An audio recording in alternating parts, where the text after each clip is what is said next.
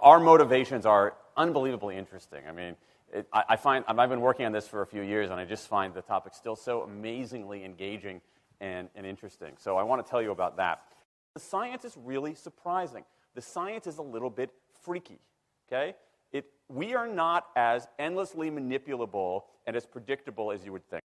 There's a whole set of unbelievably interesting studies. I want to give you two that call into question this idea that if you reward something, you get more of the behavior you want. If you punish something, you get less of it. So let's go from London to the mean streets of Cambridge, Massachusetts, in the northeastern part of the United States. And let's talk about a study done at MIT, Massachusetts Institute of Technology. Here's what they did. They took a whole group of students, and they gave them a set of challenges. Things like memorizing strings of digits, solving word puzzles, other kinds of spatial puzzles, even physical tasks like throwing a ball through a hoop. Okay, they gave them these challenges, and they said to incentivize their performance, they gave them 3 levels of rewards. Okay? So if you did pretty well, you got a small monetary reward. If you did medium well, you got a medium monetary reward. And if you did really well, if you were one of the top performers, you got a large cash prize. Okay? We've seen this movie before. This is essentially a typical motivation scheme within organizations, right? We reward the very top performers. We ignore the low performers and the other folks kind of in the middle. Okay, you get a little bit. So what happens? They do the test. They have these incentives. Here's what they found out. 1, as long as the task involved only mechanical skill, bonuses worked as they would be expected. The higher the pay, the better their performance. Okay, that makes sense. But here's what happens. But once the task called for even rudimentary cognitive skill, a larger reward led to poorer performance. Now, this is strange, right? A larger reward led to poorer performance? How can that possibly be? Now, what's interesting about this is that these folks here who did this are all economists, 2 at MIT, 1 at the University of Chicago, 1 at Carnegie Mellon, okay, the top tier of the economics profession. And they're reaching this conclusion that seems contrary to what a lot of us learned in economics, which is that the higher the reward, the better their performance. And they're saying that once you get above rudimentary cognitive skill, it's the other way around. Which seems like this kind of, the idea that these rewards don't work that way seems vaguely left-wing and socialist, doesn't it? It's kind of this kind of weird socialist conspiracy. For those of you who have those conspiracy theories, I want to point out the notoriously left-wing socialist group that financed the research, the Federal Reserve Bank. So this is the mainstream of the mainstream coming to a conclusion that's quite surprising, seems to defy the laws of behavioral physics. So this is strange. It's strange finding. So what do? They say, this is freaky. Let's go test it somewhere else. Maybe that $50 or $60 prize isn't sufficiently motivating for an MIT student, right? So let's go to a place where $50 is actually more significant relatively.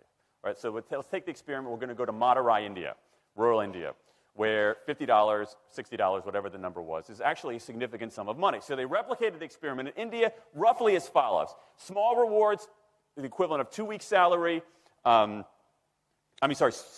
performance, low performance, 2 weeks' salary. Medium performance, about a month's salary. High performance, about 2 months' salary. Okay, so those are real good incentives. Okay, so you're going to get a different result here. Well, what happened, though, was that the people offered the medium reward did no better than the people offered the small reward. But this time around, the people offered the top reward. They did worst of all. Higher incentives led to worse performance. What's interesting about this is that it actually isn't all that anomalous. This has been replicated over and over and over again by psychologists, by some extent by sociologists, and by economists, over and over and over again. For simple, straightforward tasks, those kinds of incentives, if you do this, then you get that, they're great. For tasks that are algorithmic, set of rules where you have to just follow along and get a right answer, if-then rewards, carrots and sticks, outstanding. But when the task gets more complicated, when it requires some conceptual, creative thinking, those kinds of motivators demonstrably don't work. In fact, money is a motivator at work, but in a slightly strange way. If you don't pay people enough, they won't be motivated. What's curious about, there's another paradox here, which is that the best use of money as a motivator is to pay people enough to take the issue of money off the table. Pay people enough so that they're not thinking about money and they're thinking about the work. Now, once you do that, it turns out there are 3 factors that the science shows lead to better performance, not to mention personal satisfaction. Autonomy, mastery, and purpose. Autonomy is our desire to be self-directed, to direct our own lives. Now, in many ways, traditional notions of management run afoul of that. Management is great if you want compliance, but if you want engagement, which is what we want in the workforce today as people are doing more complicated, sophisticated things, self-direction is better. Let me give you some examples of this, of almost radical forms of self-direction in the workplace that lead to good results. Let's start with this company right here, Atlassian, an Australian company. It's a software company, and they do something really cool. Once a quarter, on a Thursday afternoon, they say to their developers, for the next 24 hours, you can work on anything you want.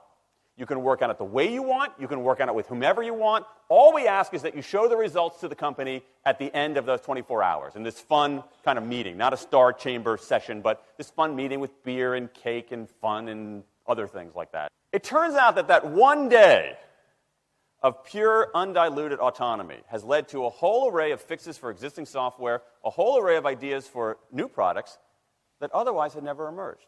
One day. Now, this is not an if-then incentive. This is not the sort of thing that I would have done 3 years ago before I knew this research. I would have said, you want people to be creative and innovative? Give them a freaking innovation bonus.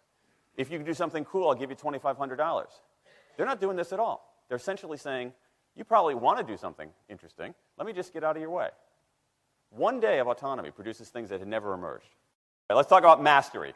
Mastery is our urge to get better at stuff. We like to get better at stuff. This is why people play musical instruments on the weekend. You got all these people who are acting in ways that seem irrational economically. They play musical instruments on weekends. Why? It's not going to get them a mate. It's not going to make them any money. Why are they doing it? Because it's fun, because you get better at it, and that's satisfying. Go back in time a little bit. I imagine this if I went to my first economics professor, a woman named Mary Alice Schulman, and I went to her in 1983 and said, Professor Schulman, can I talk to you after class for a moment? Yeah. I got this inkling. I got this idea for a business model. I just want to run it past you. Here's how it would work. You get a bunch of people around the world who are doing highly skilled work, but they're willing to do it for free and volunteer their time, 20, sometimes 30 hours a week. Okay, she's looking at you somewhat skeptically there. Oh, but I'm not done. And then what they create, they give it away rather than sell it. It's going to be huge. I mean, she truly would have thought I was insane. Okay, it seemed to fly in the face of so many things. But what do you have? You have Linux powering 1 out of 4 corporate servers in Fortune 500 companies, Apache powering more than the majority of web servers, Wikipedia. What's going on? Why are people doing this? Why are these people, many of whom are technically sophisticated, highly skilled people who have jobs? Okay, they have jobs. They're working at jobs for pay, doing sophisticated technological work. And yet, during their limited discretionary time, they do equally, if not more, technically sophisticated work, not for their employer, but for someone else for free. That's a strange economic behavior. Economists who look into it, why are they doing this? It's overwhelmingly clear. Challenge and mastery, along with making a contribution. That's it. What you see more and more is a rise of what you might call the purpose motive, is that more and more organizations want to have some kind of transcendent purpose, partly because it makes coming to work better, partly because that's the way to get better talent. And what we're seeing now is, in some ways, when the profit motive becomes unmoored from the purpose motive, bad things happen. Bad things ethically sometimes, but also bad things just like not good stuff, like crappy products, like lame services, like uninspiring places to work. That when the profit motive is paramount, or when it becomes completely unhitched from the purpose motive, it's just, people don't do great things. More and more organizations are realizing this and sort of disturbing the categories between what's profit and what's purpose. And I think that actually heralds something interesting. And I think that the organizations that are flourishing, whether they're profit, for-profit, or somewhere in between, are animated by this purpose motive. Let me give you a couple of examples. Here's the founder of Skype. He says, our goal is to be disruptive, but in the cause of making the world a better place. Pretty good purpose. Here's Steve Jobs. I want to put a ding in the universe. All right? That's the kind of thing that might get you up in the morning and racing to go to work. So I think that we are purpose maximizers, not only profit maximizers. I think the science shows that we care about mastery very, very deeply.